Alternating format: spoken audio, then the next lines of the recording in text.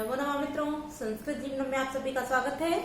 हम लोग अपनी टेट सुपर टेट की कक्षा में उपस्थित हैं, जिसके अंतर्गत संस्कृत विषय के जो भी व्याकरण के महत्वपूर्ण टॉपिक हैं, जहां से प्रश्न पूछे जाते हैं परीक्षा में, की कक्षा के साथ उपस्थित हैं। तो सभी लोग जल्दी से जल्दी वीडियो की लिंक को अपने दोस्तों के साथ शेयर कर दें, जिससे कि अधिक से अधिक लोग वीडियो के साथ लाइव जुड़े।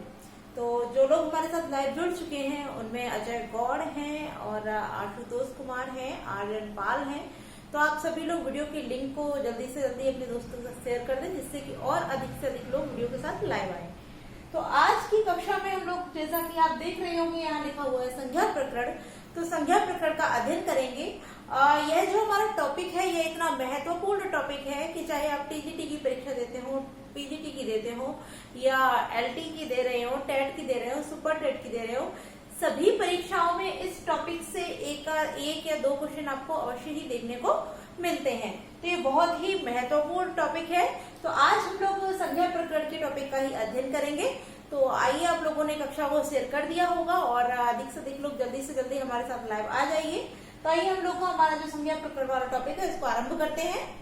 और आप सभी से कहना चाहूंगी कि यदि आप सभी को कक्षा अच्छी लगती है तो वीडियो को लाइक अवश्य किया कीजिए, और आपके जो भी प्रश्न हो या जो भी सुझाव होते हैं या आपको कक्षा कैसी लगती है, इसको कमेंट करके अवश्य बताया कीजिए। और जिन लोगों ने भी अभी तक चैनल को सब्सक्राइब नहीं किया, आप लोग चैनल को सब्सक्राइब करके बेल आइकन प्रेस अवश्य कर लीजिए। तो आइए हम लोग हमारा जो संज्ञा प्रकरण है इसको आरंभ करते हैं। तो सबसे पहले जो संज्ञा प्रकरण में संज्ञा आती है, या फिर ऐसा कहा जाए कि यदि हम अष्टाध्यायी ग्रंथ की बात करते हैं, तो जो कि अष्टाध्यायी एक सूत्र विधि में लिखा हुआ संपूर्ण ग्रंथ है, तो इन सूत्रों में भी जो अष्टाध्यायी का प्रथम सूत्र है और जो कि संज्ञा सूत्र भी है, तो उससे ही आरंभ करते हैं। तो पहला हमारा जो सूत्र है वह है वृद्धि संज्ञा, अर्थात पहली जो संज्ञा है वह है हमारी वृद्धि संज्ञा। तो सबसे पहले वृद्धि संज्ञा वाला जो सूत्र है उसके विषय में जानते हैं। तो वृद्धि संज्ञा करने वाला जो सूत्र है हमारा, वह कौन सा है? वह है हमारा वृद्धि रादैच।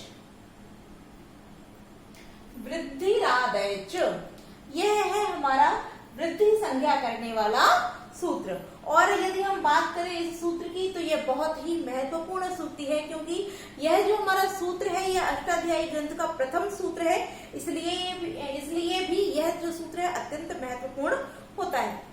तो अब क्योंकि यहाँ मैंने लिख ही दिया कि वृद्धि संज्ञा, अर्थात तो वृद्धि संज्ञा करने वाला जो हमारा सूत्र है वह है वृद्धि रादैच। तो वृद्धि रादैच जो सूत्र है वह वृद्धि संज्ञा करता है।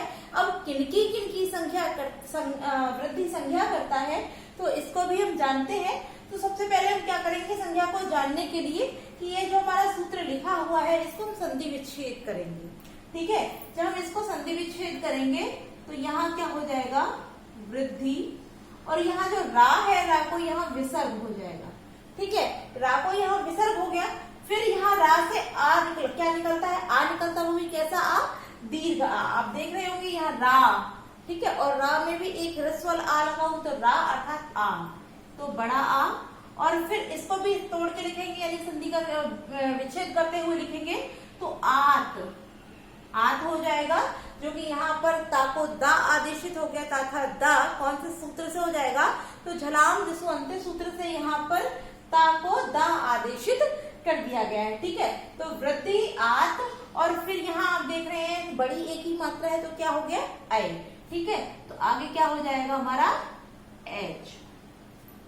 ठीक, अब हमने इस सूत्र को, अभी हमने कुछ किया नहीं, केवल इस सूत्र को संधि विच्छेद कर करके ही लिखा है। जब हमने संधि विच्छेद करके लिखा तो क्या हो गया हमारा? वृद्धि आत एच।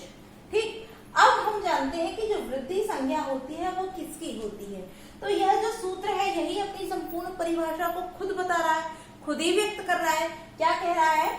तो कि वृद्धि होती है आत और एच की। किसकी होती है? आत और एच की वृद्धि संज्ञा होती है। अब आत में आप देख रहे होंगे यहाँ ता हलंत है, और जब ता हलंत है तो इसका क्या हो जाएगा? इसका लोप हो जाएगा।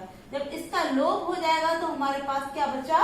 आ, जो कि दीर्घ आ है। उसके बाद में यहाँ जो एच है, ये एच क्या है? यह एच प्रत्याहार है। और एच प्रत्याहार में कौन कौन से वर्ण आ जाएंगे?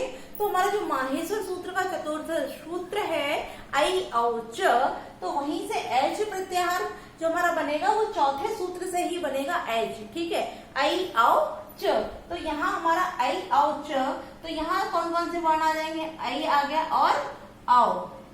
और क्योंकि हम लोगों ने कल की कक्षा में प्रत्याहारों में भी जान ही लिया था कि जब हम प्रत्याहार बनाते हैं तो जो इत संज्ञक वर्ण होता है केवल उसकी सहायता करता है प्रत्याहार बनाने तक, किंतु जब प्रत्याहार निर्मित हो जाता है तो जो इत संज्ञक वर्ण होते हैं वो उसके अंदर गिने नहीं जाते हैं। ठीक है, तो इस प्रकार से आ आई औ ये तीन वर्ण हमारे निकल के आते हैं जिनकी की वृद्धि संज्ञा होती है। अर्थात वृद्धि संज्ञा करने वाला सूत्र हमारा हो गया वृद्धिरादेच। वृद्धि संज्ञा होती किसकी है, तो वृद्धि करता है आत एच की। तो आत एच में कौन कौन से वर्ण आते हैं, तो आ आई औ ये तीन वर्ण, अर्थात इन तीन वर्णों की ही वृद्धि संज्ञा होती है। अब यहाँ से प्रश्न देखिए कि प्रश्न किस प्रकार से आपसे परीक्षा में पूछे जा सकते हैं। सबसे पहला प्रश्न आपका यही रहेगा कि वृद्धि संज्ञा करने वाला सूत्र कौन सा है, तो वहां वृद्धिरादेच भी दिया होगा और वृद्धिरेच जो कि हमारा यड़ संधि का सूत्र है, वो सॉरी वृद्धि संधि का जो सूत्र होता है वृद्धिरेची, वह सूत्र भी दिया होगा। वृद्धिरादेच, वृद्धिरेची और दो अन्य भी सूत्र दिए गए होंगे। ठीक है, तो जब आपने अध्ययन किया होगा कि वृद्धि संज्ञा करने वाला सूत्र कौन सा है, वृद्धिरादेच, तो आप इधर उधर भटकेंगे ही नहीं, आपको सीधा दिखाई देगा। ठीक है, अगला प्रश्न हमारा हो जाता है कि वृद्धि संज्ञा किन किन वर्णों की होती है। तो वृद्धि संज्ञा किन किन वर्णों की हो गई, तो आ आई औ इन तीन वर्णों की वृद्धि संज्ञा होती है। किसकी किसकी होती है, तो आ आई औ इन वर्णों की वृद्धि संज्ञा होती है। तो वहां हो सकता है कि आपसे प्रश्न ये पूछा जाए कि वृद्धि संज्ञा किन किन वर्णों, किस वर्ण की होती है, तो उसमें से इन तीनों में से कोई एक प्रश्न, एक वर्ण दिया जाए और बाकी के तीन वर्ण अलग हो। या फिर प्रश्न ऐसे भी पूछ सकता है कि वृद्धि संज्ञा इनमें से किस वर्ण की नहीं होती है, तब वहां तीनों आपके वर्ण लिखे होंगे और चौथा वर्ण कोई और दिया गया होगा। ठीक है, तो आप लोग ध्यान रखेंगे कि आ आई औ इन तीन वर्णों की वृद्धि संज्ञा होती है।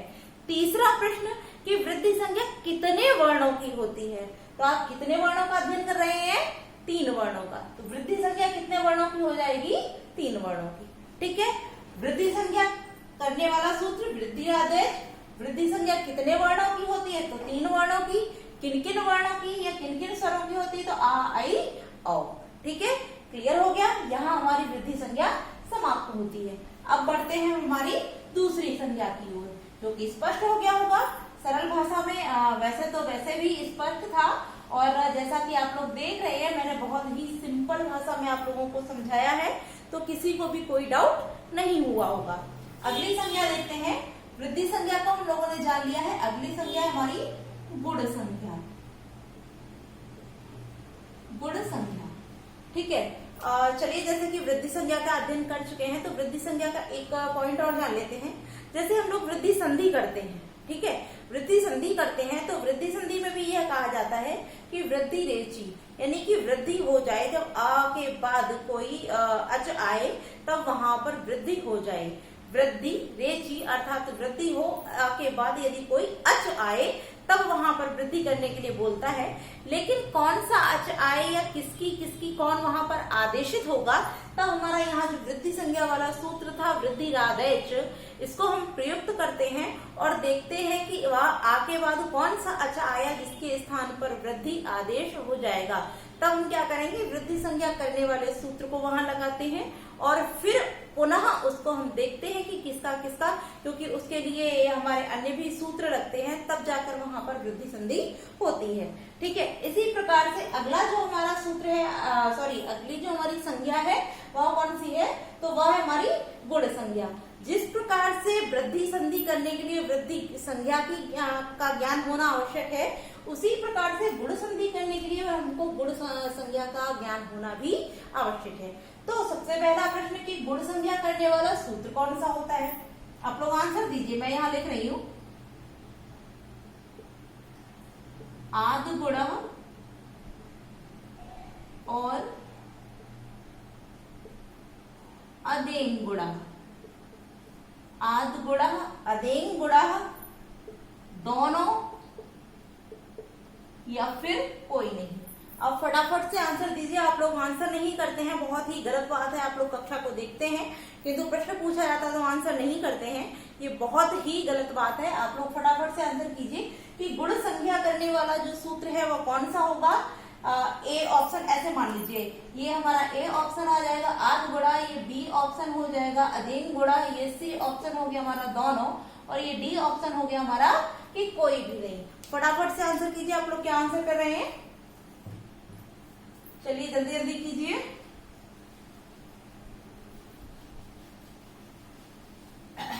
चलिए ठीक है, फटाफट से आप लोगों ने आंसर कर दिए हैं। तो अब जैसा कि हमारी गुण संख्या करने वाला सूत्र कौन सा है, अधीन गुणा। कौन सा सूत्र है हमारा, अधीन गुणा। ठीक है, हमारा जो गुण संख्या करने वाला या गुण संख्या विधायक सूत्र है वो कौन सा हो जाता, अधीन गुणा। अधीन गुणा जो सूत्र है यह हमारा गुण संख्या करता है। अब यह भी किन किन वर्णों की गुण संख्या करता है, तो उसके लिए भी हम क्या करेंगे, हम इसको विच्छेद कर करके लिखेंगे। तो क्या हो जाएगा, जैसे कि अभी हमने किया था आठ धन एन, वैसे ही यहाँ पर भी हम जब संधि विच्छेद करेंगे तो क्या हो जाएगा, अत। क्या हो गया, अत। और दा यानी कि ता को दा आदेशित किया जिसको झलाम जिसो अंत्य सूत्र से। और अब यहाँ पर आप देख रहे हैं कि दा के ऊपर ये क्या लग रहा है, ए लग रहा है, तो क्या बचेगा, ए। ठीक, उसके बाद में है न्य, तो एंग। ठीक है, अब हमारा क्या हो गया, अत एंग, और आगे क्या बोल रहा है, गुणा। अत एंग गुणा, अर्थात अत और एंग की गुण संख्या हो जाती है। अधीन गुणा सूत्र है हमारे ने क्या कह दिया कि अत और एंग की गुण संख्या हो जाती है। अब अत में आपने क्या देखा कि ता हलंत हिस्सा लोप हो जाएगा, क्या बचा हमारा ओ। और एंग यहाँ क्या, एंग प्रत्याहार है, तो एंग प्रत्याहार के वर्णों को जानने के लिए हम क्या करेंगे, पुनः माहेश्वर सूत्रों का जो तीसरा सूत्र है एंग प्रत्याहार जहां से निर्मित होता है, तो उसमें कौन कौन से वर्ण आते हैं, ए ओ य। तो ए ओ य यहाँ पर आएगा। तो जैसा कि प्रत्याहार बनाने के लिए हमने एक संज्ञा को काउंट किया, किंतु वर्णों की बात करें तो कौन कौन से वर्ण आ जाएंगे, ए और ओ। कौन से हो गए, ए और ओ। ठीक, यहाँ एक संज्ञक है, वो केवल प्रत्याहार बनाने के लिए सहायक है, वो इसमें काउंट नहीं होगा। तो अ ए ओ इन तीन वर्णों की गुण संख्या हो जाती है। कौन कौन से, तो अ ए ओ इन तीन वर्णों की गुण संख्या हो जाती है। ठीक है, तो अब यहाँ पर हम पुनः प्रश्नों की ओर प्रकाश डालते हैं। सबसे पहला प्रश्न कि गुण संख्या करने वाला सूत्र कौन सा है, तो अधीन गुणा। ठीक है, हमने अभी लिखा था आध गुणा भी लिखा था, अधीन गुणा भी लिखा था, तो आप लोग यहाँ कंफ्यूज मत होइए। आध गुणा सूत्र गुण संधि करता है और अधीन गुणा सूत्र गुण संख्या करता है।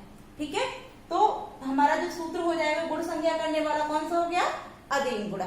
अब गुण संख्या कितने वर्णों की होती है, तो तीन वर्णों की गुण संख्या होती है। कौन कौन से होती है, तो अ ए ओ इन तीन वर्णों की गुण संख्या होती है। ठीक है, कौन सी नहीं होती है, तो हो सकता है इनके साथ में कोई एक दीर्घ यानी कि वृद्धि संज्ञा करने वाला कोई भी स्वर दिया गया हो। तो आप लोग ध्यान रखेंगे कि गुण संज्ञा की बात की जाए तो ह्रस्व अ ए ओ इन तीनों की ही गुण संज्ञा होती है, और जब वृद्धि संज्ञा की बात की जाए तो दीर्घ आ आई और औ इन तीन वर्णों की वृद्धि संज्ञा होगी। ठीक है, क्लियर हो गए, प्रश्न भी हम लोगों ने देख लिए। तो आइए अब बढ़ते हैं अगली संज्ञा की ओर। अगली संज्ञा को जानते हैं। आप लोग कमेंट करके अवश्य बता दिया कीजिए बीच बीच में कि आप सभी को कक्षा कैसी लग रही है। और आप लोग जिन लोगों ने भी चैनल सब्सक्राइब नहीं किया है, चैनल को सब्सक्राइब कीजिए और वीडियो को लाइक अवश्य किया कीजिए। अगली संज्ञा हम देखते हैं। अगली संज्ञा हमारी संयोग संज्ञा। संयोग संज्ञा, ठीक है। अब संयोग संज्ञा करने वाला सूत्र कौन सा है, तो संयोग संज्ञा करने वाला हमारा सूत्र है हलो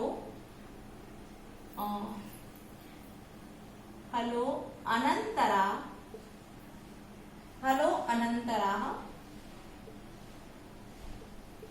संयोग। हलो अनंतरा संयोग, यह हमारा संयोग संज्ञा करने वाला सूत्र होता है। अब यह सूत्र हमारा क्या कहता है या किसकी संयोग संज्ञा होती है, पहले उसकी परिभाषा को जानते हैं और फिर इस सूत्र से ही उसकी परिभाषा को स्पष्ट करते हैं। ठीक है, तो यह जो अर्थात जिसकी संयोग संज्ञा होती है वो किसकी होती है, तो सबसे पहले यहाँ दिया गया हल, अर्थात हलों की संयोग संज्ञा होती है। अब कौन से हल की होती है, तो जिन हलों के मध्य में स्वरों का अवधान नहीं होता है, व्यवधान नहीं होता है, अर्थात स्वरों के व्यवधान से रहित जो हल होते हैं उनकी संयोग संज्ञा होती है। अब देखिए यहाँ पर यह सूत्र हमारा क्या कह रहा है, हल। यहाँ सबसे पहले क्या लिखा हुआ है, हल। हल अर्थात व्यंजन, क्या हो जाएगा, व्यंजन। ठीक है, अनंतरा, अनंतरा तात्पर्य कि न अंतरा। ठीक है, न अंतरा अर्थात जिनके बीच में अंतर नहीं हो। यहाँ ऐसे इसकी व्याख्या नहीं है, मैं केवल अपनी भाषा में लिख रही हूँ आप सभी को समझाने के लिए कि आपको जिससे कि सरल से भाषा में स्पष्ट हो जाए, यह इसकी कोई परिभाषा नहीं है। ठीक है, कि हल अर्थात व्यंजन कि अलो अल अर्थ, यहाँ अल और दिया है, हलो हल अनंतरा न अंतरा संयोग, संयोग अर्थात संयोग हो जाए कि व्यंजनों के बीच में अंतर नहीं होने पर उनकी क्या हो जाएगी, संयोग संज्ञा हो जाएगी। ठीक है, हल अर्थात व्यंजन और अनंतरा तात्पर्य न अंतरा, अनंतरा न अंतरा, तो उनकी क्या हो जाएगी, संयोग संज्ञा। अब यहाँ पर हल के बीच में अंतर न होने से क्या तात्पर्य है, इसको भी जानते हैं। जैसे हम कोई एक वर्ण लिख लेते हैं, जैसे हमने लिखा यहाँ पर पवन। ठीक है, हमने यहाँ पवन लिखा। अब हम क्या करेंगे, इसके प्रत्येक वर्ण को भिन्न भिन्न करते जाएंगे। तो जब हम इसमें पा है, ठीक है, और प में क्या जुड़ा हुआ है, आ। जब हम इसके आ को निकाल देंगे तो ये हलंत हो गया। उसके बाद में क्या है, वाह है, और वाह में क्या लगा हुआ है, आ लगा हुआ है। ये हमने आ इससे अलग कर दिया, यहाँ पर भी। उसके बाद क्या है, ना है, और इसमें भी क्या है, आ जुड़ा हुआ है। ठीक है, अब हमने इनको भिन्न भिन्न करके लिखा है।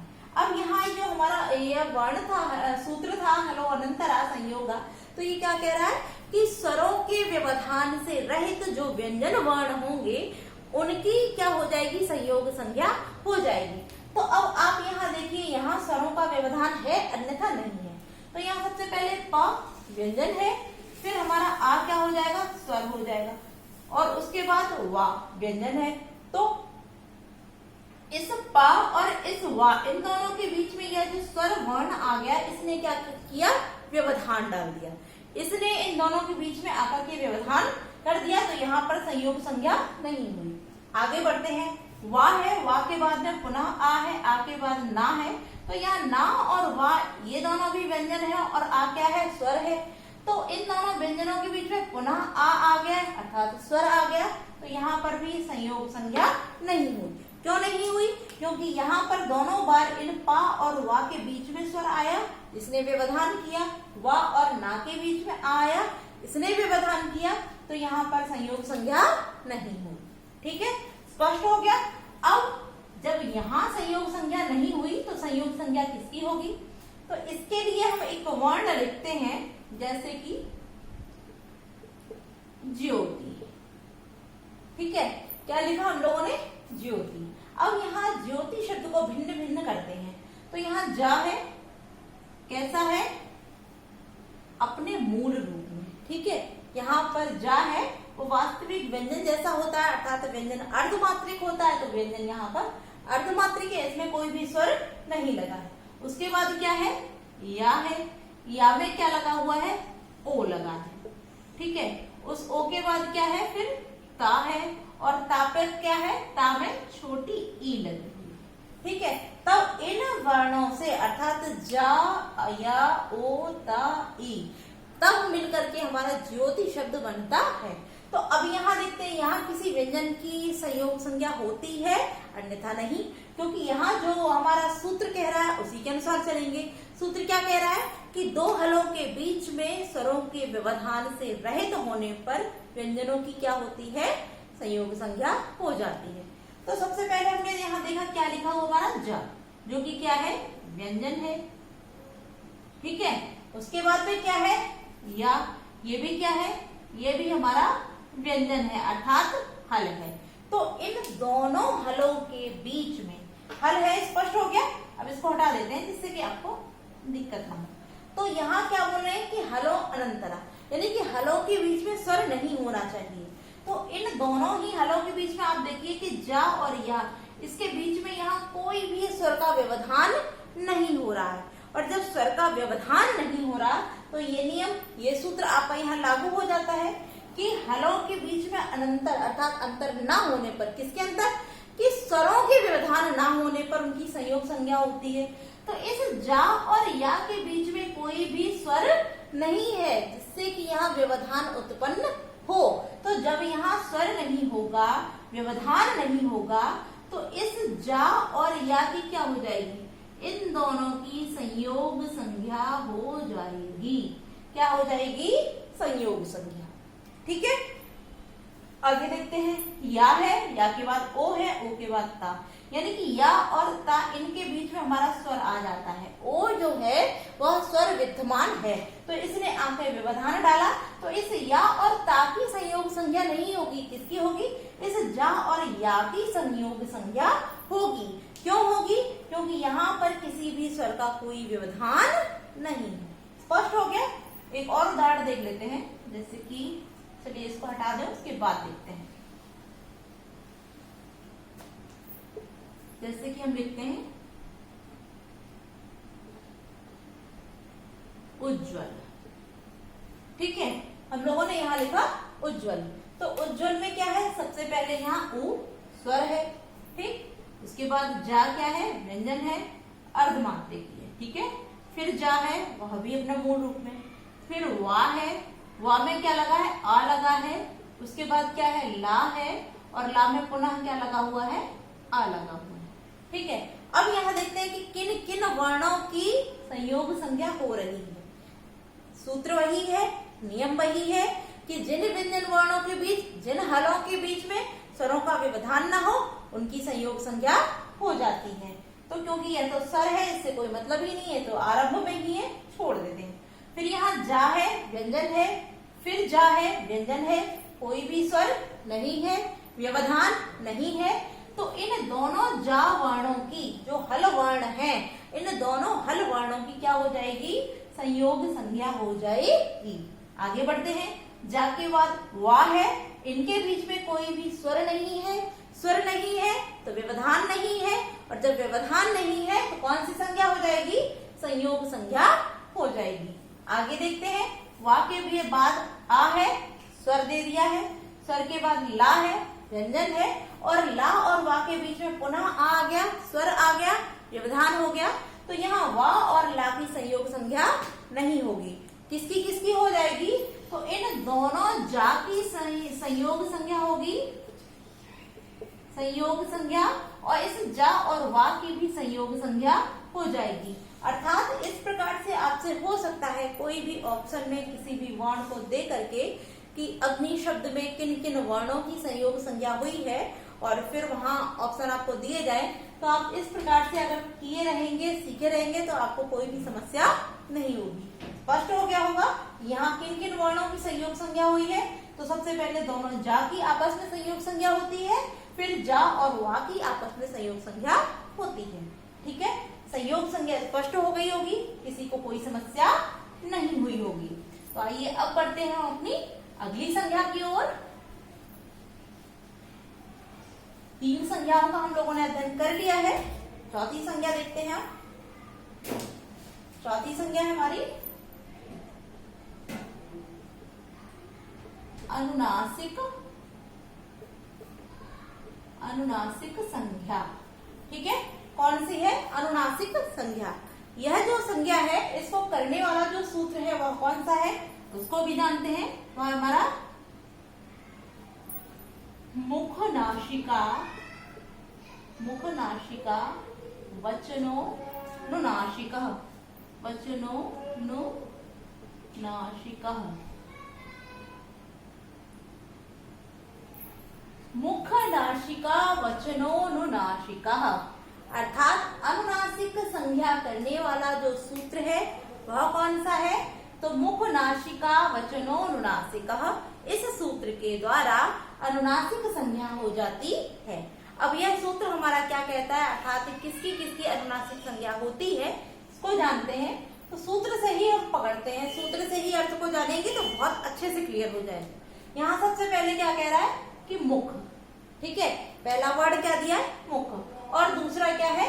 नासिका, ठीक है, मुख और नासिका, और तीसरा क्या है कि वचन, अर्थात मुख और नासिका के द्वारा वचन माने बोले जाने वाले वर्ण क्या कहलाते हैं? अनुनासिकः, अर्थात जिन वर्णों का उच्चारण मुख और नासिका की सहायता से किया जाता है, पुनः सुन लीजिए कि जिन वर्णों का उच्चारण मुख और नासिका की सहायता से किया जाता है वे अनुनासिक वर्ण कहलाते हैं। ठीक है, स्पष्ट हो गया होगा कि अनुनासिक वर्ण कौन से होते हैं? जिनका उच्चारण मुख और नासिका दोनों की सहायता से होता है। ठीक है, जिनका उच्चारण मुख और नासिका दोनों की सहायता से होता है या किया जाता है वह अनुनासिक वर्ण कहलाते हैं। स्पष्ट हो गया होगा। तो अब यह भी जान लेते हैं कि कौन कौन से वर्ण है वह। तो अगर हम वर्णों की बात करें तो जैसा कि हमारा होता है अंग, अंग, ठीक है, यह जो अंग है यह भी अनुनासिक वर्ण होता है जिसका उच्चारण मुख और नासिका दोनों की सहायता से किया जाता है। और बाकी के जैसे हमारे 5 वर्ग हैं, क वर्ग, त वर्ग, ट वर्ग, च वर्ग, प वर्ग, सभी के जो पंचम अक्षर होते हैं, जैसे क वर्ग का य, च वर्ग का व, ट वर्ग का ण, त वर्ग का न और प वर्ग का म, अर्थात 5 वर्गों के पंचमाक्षर और जो अंग होता है, अंग होता है, यह सभी हमारे अनुनासिक वर्ण होते हैं। क्यों होते हैं? क्योंकि जो इनका उच्चारण है वो मुख और नासिका दोनों की सहायता से किया जाता है। अर्थात मुख और नासिका दोनों की सहायता से जिन वर्णों का उच्चारण किया जाता है या होता है वह अनुनासिक वर्ण कहलाते हैं। स्पष्ट हो गया होगा। चलिए आगे बढ़ते हैं अगली संख्या पर। अगली संख्या देखते हैं। अगली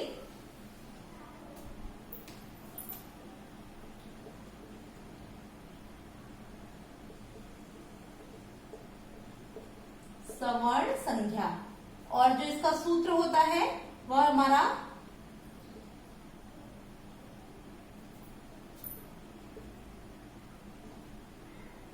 गलत हो रहा है, तुल्यास्य प्रयत्नम